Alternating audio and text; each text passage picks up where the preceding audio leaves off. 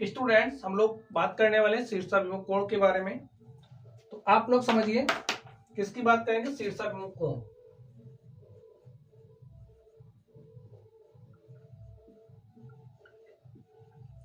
शीर्षाभिमुख कोण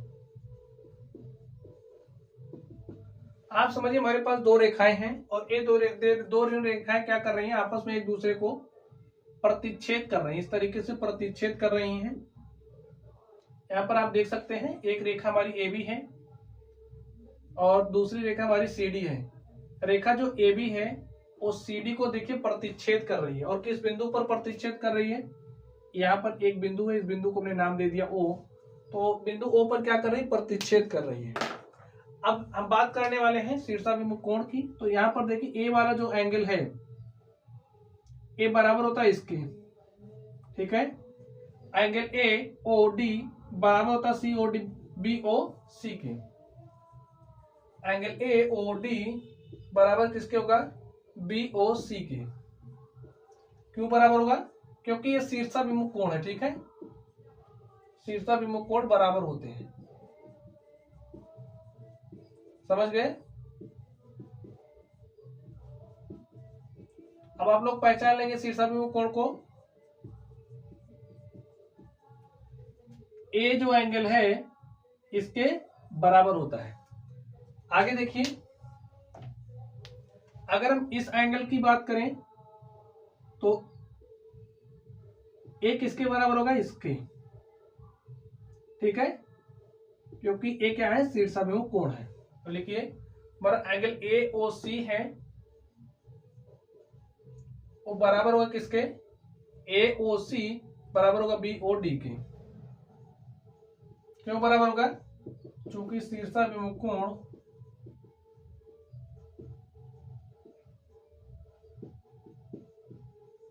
बराबर होते हैं।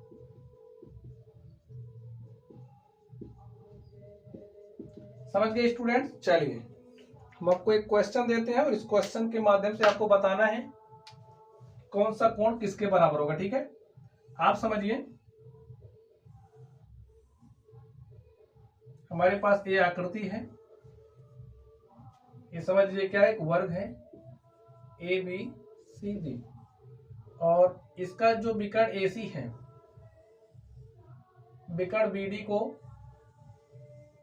बिंदु ओ पर प्रतिच्छेद कर रहा है, यहां पर प्रतिच्छेद कर रहा है। तो यहां पर आप लोग देख रहे होंगे कुछ कोण बन रहे हैं, कुछ कोण बन रहे हैं। ये बिंदु ओ है, ठीक है, जहां प्रतिच्छेद कर रहा है। तो यहां पर आप लोग देख रहे हैं कुछ कोण बन, अगर हम इन कोणों को नाम दे दें, इसको 1, इसको 2, इसको 3, इसको 4, तो अब आपको बताना है कौन सा कोण किसके बराबर होगा और बराबर क्यों होगा। सोच करके बताइए, बताइए। देखिए कमेंट बॉक्स में आपको जवाब देना है, ठीक है। चलिए देखते हैं, यहां पर जो एंगल 1 है वो बराबर किसके हो जाएगा, एंगल 3 के। एंगल 1 बराबर एंगल 3, क्यों, क्योंकि शीर्षाभिमुख कोण है। इन सबका इस्तेमाल स्टूडेंट जब आप प्रश्न करेंगे तो प्रश्न में मिलेगा आपको, तो इसलिए समझना जरूरी है कि आप लोग कैसे पहचानेंगे। एंगल 1 बराबर हो जाएगा एंगल 3 के। अब देखिए एंगल 2 किसके बराबर होगा, एंगल 4 के। क्यों, क्योंकि शीर्षाभिमुख कोण है।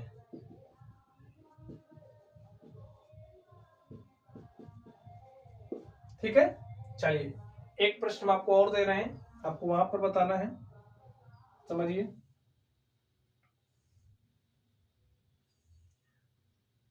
ये हमारा क्या है, एक समलंब है,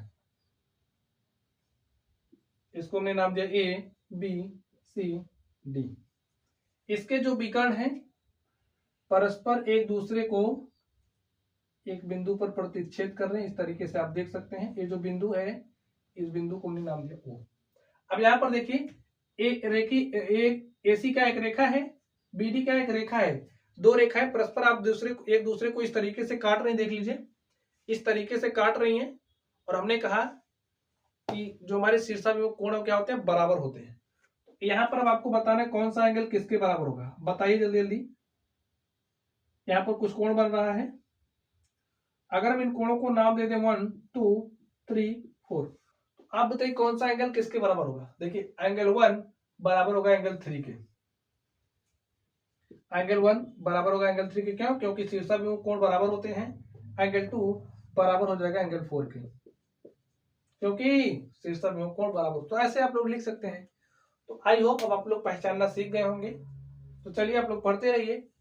थैंक यू।